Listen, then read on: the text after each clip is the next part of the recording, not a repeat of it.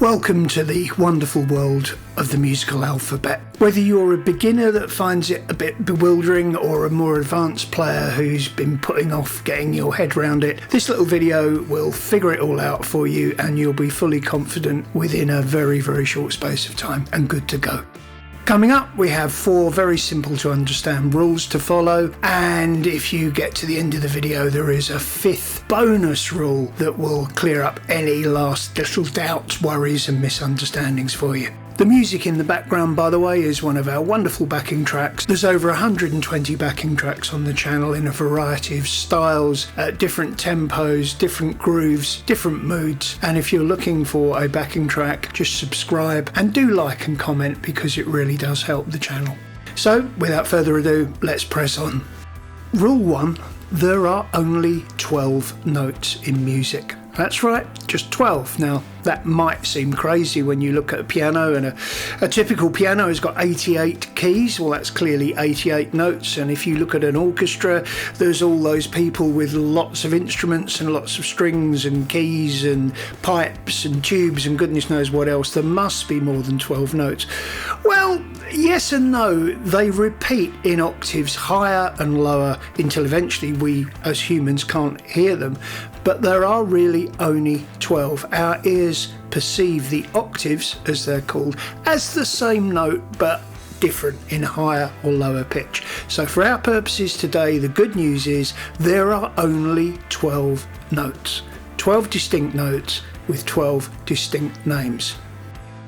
Rule 2, to give them a name, we use the first 7 letters of the alphabet. Yep, that's right. A, B, C, D, E, F, G, and then we go round again. A, B, C, D, E, F, G, A, B, C, D, E, F, G, etc., etc., etc.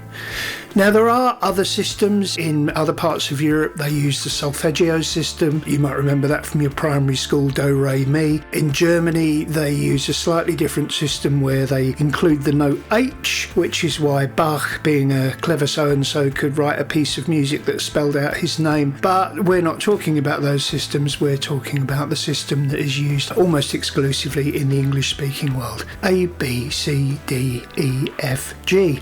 That's easy, isn't it?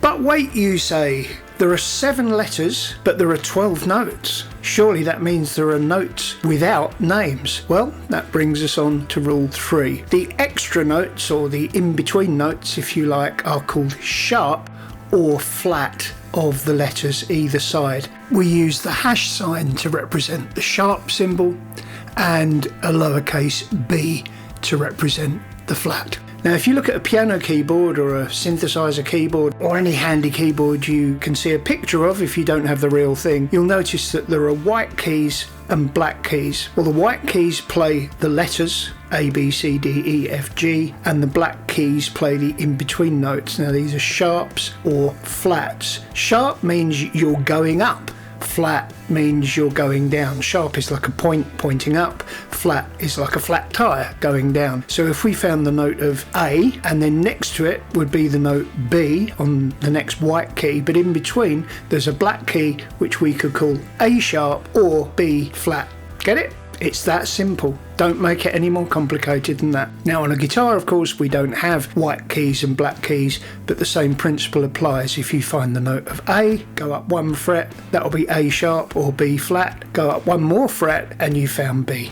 These notes that have 2 names are called enharmonic, and it just basically means the same sound can have 2 names, or 2 separate notes can sound exactly the same because they are exactly the same, enharmonic.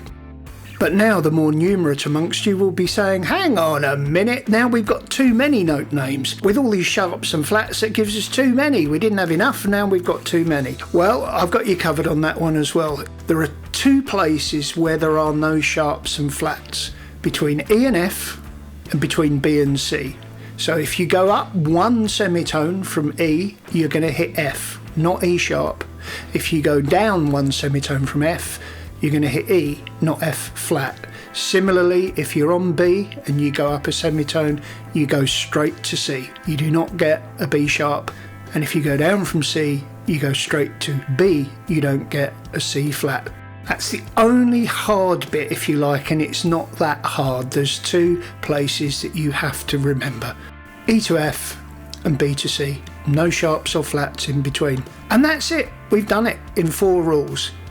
Now, some of you might be wondering if there are times when it's more correct to talk about one of the enharmonic notes by its sharp name or by its flat name. And yes, there are, but this is rule number 5. Don't get bogged down in it, don't worry about it. You will slowly pick it up. If you're in the kind of music where it is very, very important, you will just have to learn that very, very quickly, because you'll be doing it all the time and you'll just pick it up like a finger snap. If you're playing the kind of music that makes great use of standard notation, i.e. dots on the stave, then this will become very obvious very quickly.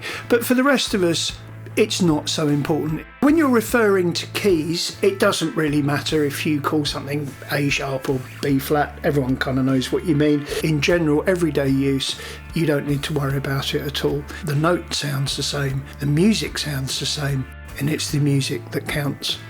Okay, don't forget to comment down below if you agree or disagree or have any extra tips to add. Do give us a like, and absolutely please give us a subscribe, and enjoy the rest of the channel and the backing tracks, and there may well be some other little tips and hints videos coming along soon, because I've got a few ideas on that. Bye for now, and in the meantime, thanks for watching. Cheers!